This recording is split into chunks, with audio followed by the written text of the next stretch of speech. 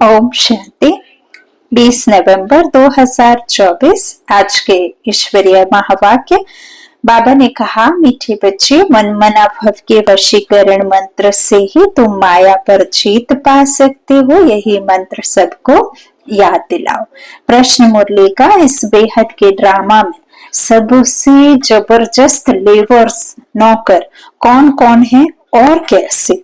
उत्तर में बाबा ने कहा, इस पुरानी दुनिया की सफाई करने वाले सबसे जबरदस्त लेवर्स हैं नेचुरल कैलामिटीज। धरती हिलती है, बाढ़ आती है, सफाई हो जाती है, प्रकृति पुरानी से नई हो जाएगी, स्वरूप बदल लेगी, है ना। अखंड है ना, तो वो ऐसे थोड़ी है कि विनाश हो जाती है। प्रकृति को मिथ्या कहा, लेकिन प्रकृति परमात्मा कहते मिथ्या नहीं है, सिर्फ वो अपना नया से पुराना, पुराना से नया स्वरूप बदलती है। तो यही सब जो है बाबा कहते हैं जबरदस्त लेबर्स।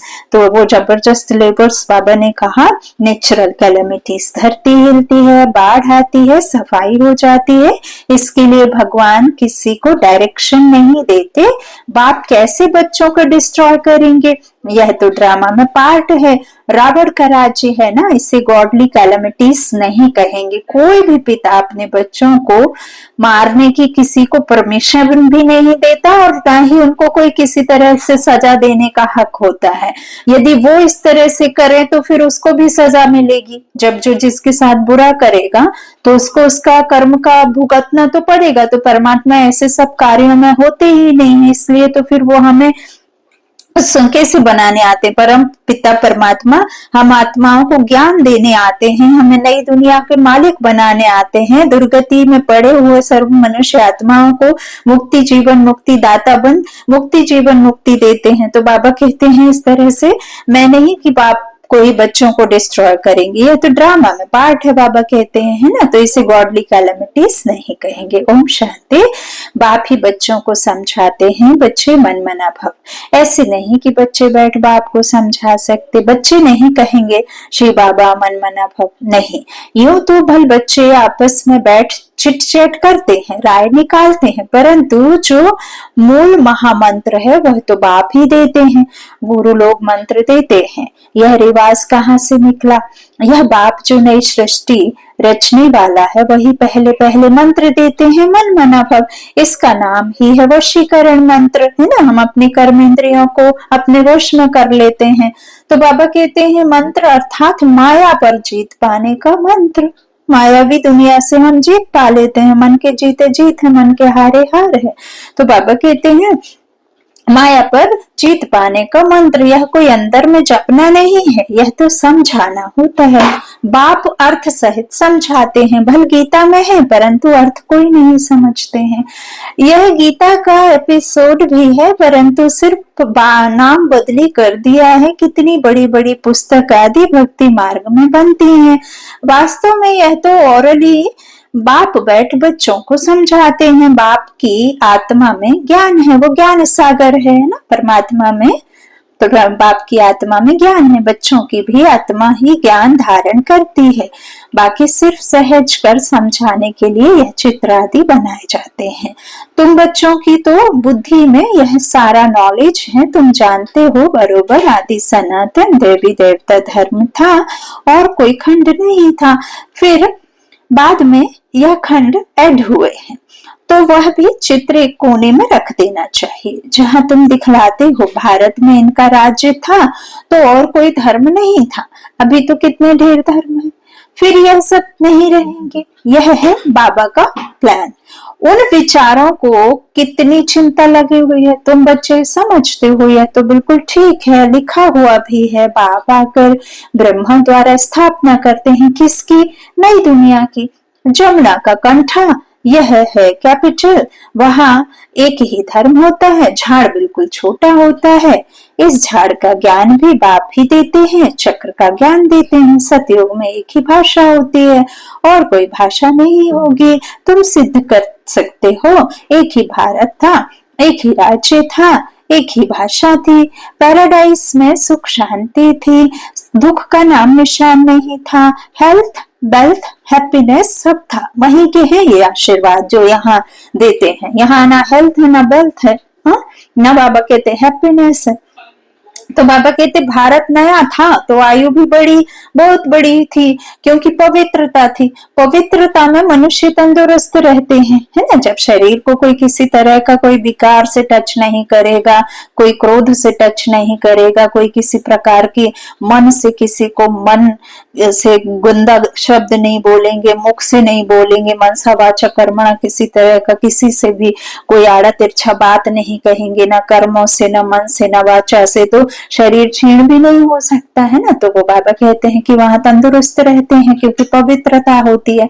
अपवित्रता में देखो मनुष्यों को क्या हाल, मनुष्यों का क्या हाल हो गया है ना, क्योंकि काम से तो है ही, क्रोध से भी क्षीण होता है ना। बाबा कहते हैं बीमारियां तो होती ही हैं, फिर कितना कुछ होता है, तो क्षति होती है जब अपवित्र हो जाते हैं। तो बाबा कहते हैं अपवित्रता से ही तो फिर 5 विकार और जास्ती बढ़ते जाते हैं, तो फिर हमारे शरीर की आयु क्षीण हो जाती है।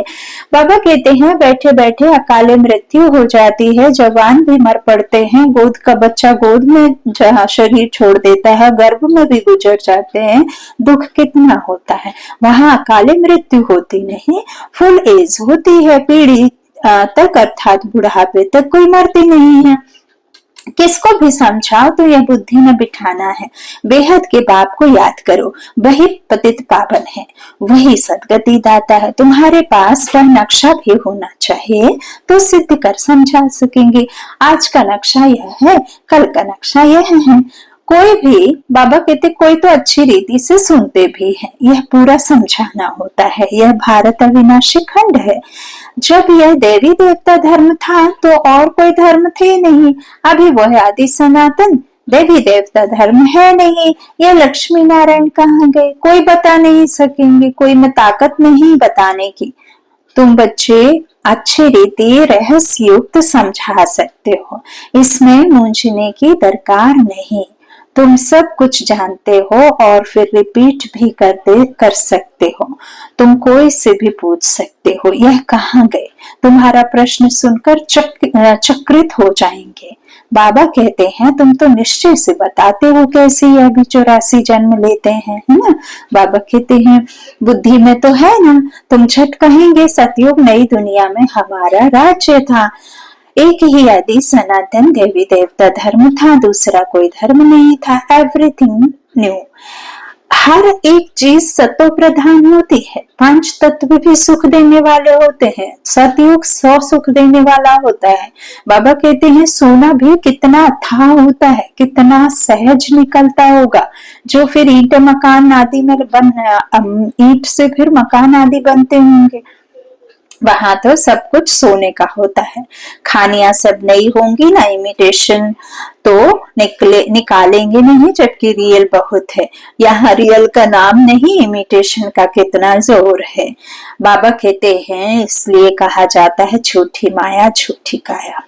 संपत्ति भी झूठी है, हीरे मोती ऐसे ऐसे किस्म के निकलते हैं जो पता भी नहीं पड़ सकता कि सच्चा है और झूठा है। शो इतना होता है जो परख नहीं सकते हैं, झूठा है या झूठा है व सच्चा है।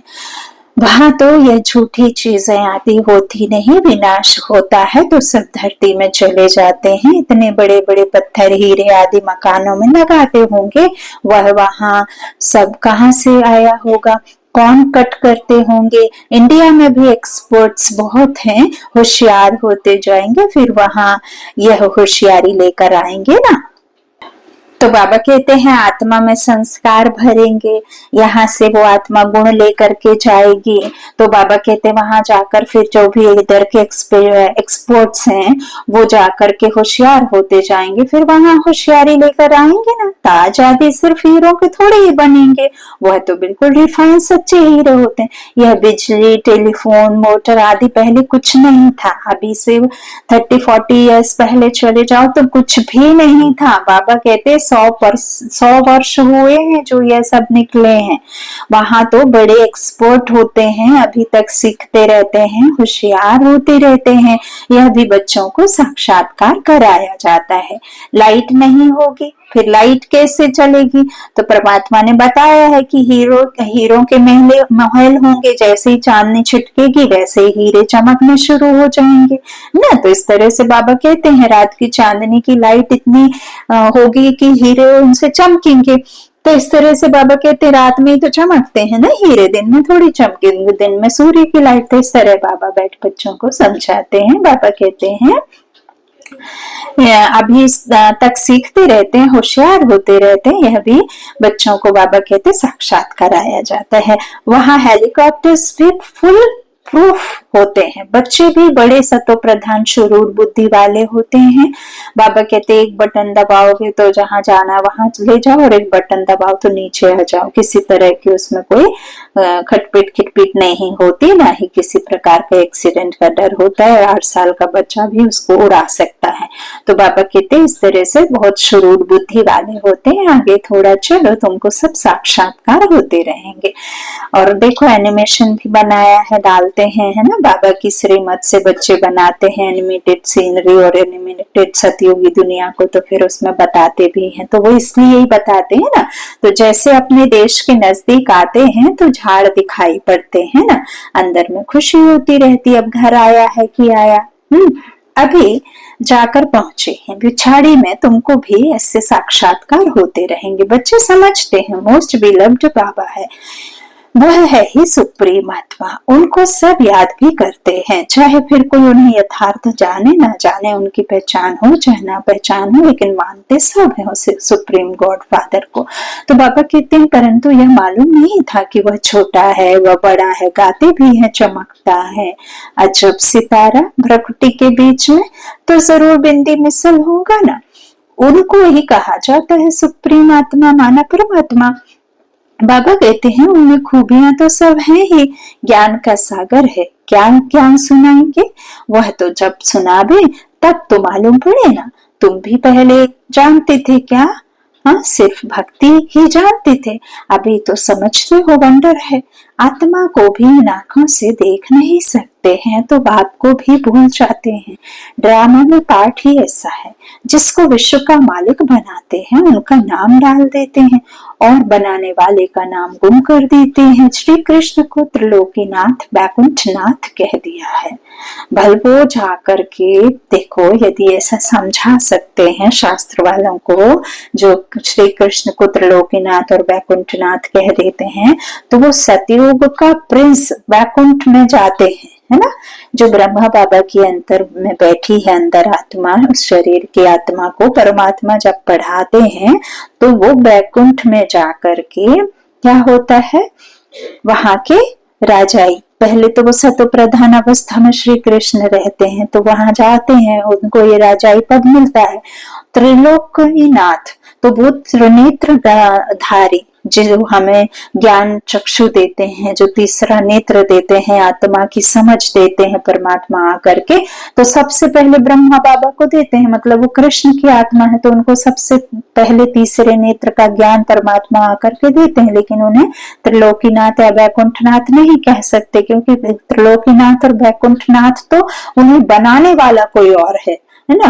तो बाबा कहते हैं अर्थ कुछ नहीं समझते हैं, सिर्फ बड़ाई दे देते हैं। भक्ति मार्ग बनाए हैं, कहते हैं भगवान में इतनी ताकत है, वह हजारों सूर्य से तेज है, सबको भस्म कर सकते हैं। बाबा कहते हैं ऐसी ऐसी बातें बना दी हैं। बाप कहते हैं मैं बच्चों को जलाऊंगा कैसे, यह तो हो नहीं सकता, बच्चों को बाप डिस्ट्रॉय करेंगे क्या? ओ बाबा नहीं, यह तो ड्रामा में पार्ट है। पुरानी दुनिया खत्म होनी है, पुरानी दुनिया के विनाश के लिए यह नेचुरल कैलामिटीज सब लेबर्स हैं, कितने जबरदस्त लेबर्स हैं। ऐसे नहीं कि उनको बाप का डायरेक्शन है कि विनाश करो, नहीं। तूफान लगते हैं, फैमन होता है, भगवान कहते हैं क्या यह करो, कभी नहीं। यह तो ड्रामा में पार्ट है। बाप नहीं कहते हैं बॉम्ब्स बनाओ, यह सब रावण की मत कहेंगे। बुद्धि। यह बना बनाया ड्रामा है, रावण का राज्य है, तो आसुरी बुद्धि बन जाते हैं, कितने मरते हैं, आखिर इनमें सब जला देंगे। यह बना बनाया खेल है जो रिपीट होता है, बाकी ऐसे नहीं कि शंकर के आंख खोलने से विनाश हो जाता है। इनको गॉडली कैलामिटीज भी नहीं कहेंगे, यह नेचुरल ही है। अब बाप तुम बच्चों को श्रीमत दे रहे हैं, कोई को दुख आदि देने की बात ही नहीं। बाप तो है ही सुख का रास्ता बताने वाला, ड्रामा प्लान अनुसार मकान पुराना होता जाएगा। बाप भी कहते हैं यह सारी दुनिया पुरानी हो गई है, यह खलास होनी चाहिए। आपस में लड़ते देखो कैसे हैं, आसुरी बुद्धि है ना। बाबा कहते हैं जब ईश्वरीय बुद्धि है तो कोई भी मारने आदि की बात नहीं। बाप कहते हैं मैं तो सबका बाप हूँ, हमारा सब पर प्यार है। बाबा देखते यहाँ है, फिर अनन्य बच्चों तरफ ही नजर जाती है, जो बाप को बहुत प्रेम से याद करते हैं, सर्विस भी करते हैं। यहाँ बैठे बाप की नजर सर्विसेबल बच्चों तरफ चली जाती है, कभी देहरादून, कभी मेरठ, कभी दिल्ली। जो बच्चे मुझे याद करते हैं मैं भी उन्हों को याद करता हूँ, जो मुझे नहीं भी याद करते हैं तो भी मैं सबको याद करता हूँ, क्योंकि मुझे तो सबको ले जाना है ना, चाहे फिर कोई भी कैसा भी हो। बाबा कहते हैं हाँ, जो मेरे द्वारा सृष्टि चक्र की नॉलेज को समझते हैं नंबरवार, वह फिर उच्च पद पाएंगे। बस इतना फर्क है, लेकिन ऐसा नहीं है कि परमात्मा किसी को याद ना करें। बाबा कहते हैं यह बेहद की बातें हैं, वह टीचर आदि होते हैं हद के, यह है बेहद का। तो बच्चों के अंदर में कितनी खुशी होनी चाहिए। बाप कहते हैं सबका पार्ट एक जैसा नहीं हो सकता है, एक का ना मिले दूसरे से। इनका तो पाठ था, परंतु फॉलो करने वाले फोटो में कोई निकले, कोटों में कोई निकले, फोटो में नहीं कोटों में। तो बाबा कहते हैं बाबा हम 7 दिन का बच्चा हूँ, 1 दिन का बच्चा हूँ, तो पुंगरे ठहरे ना। तो बाप हर बात समझाते हैं, नदी भी बरोबर पार कर आए थे। बाबा के आने से ही ज्ञान शुरू हुआ है, उनकी कितनी महिमा है। वह गीता के अध्याय तो तुमने जन्म जन्मांतर कितनी बार पढ़े होंगे, फर्क देखो कितना है। कहाँ श्री कृष्ण भगवान वाच, कहाँ शिव परमात्मा वाच, रात दिन का फर्क है। जब श्री कृष्ण भगवान वाच कहा तो दुनिया दुखी हुई, और जब शिव परमात्मा ने आकर अपने महावाक्य सुनाए तो दुनिया सुखी हुई। बाबा कहते रात दिन का फर्क है, तुम्हारी बुद्धि में अब है। हम सचखंड में थे, सुख भी बहुत देखा, 3-4 सुख देखते हो। बाप ने ड्रामा सुख के लिए बनाया है, ना कि दुख के लिए। यह तो बाद में तुमको दुख मिला है। बाबा कहते लड़ाई तो इतनी जल्दी लग नहीं सकती, तुमको बहुत सुख मिलता है, आधा आधा हो तो भी इतना मजा ना रहे। 3,500 वर्ष तो कोई लड़ाई नहीं।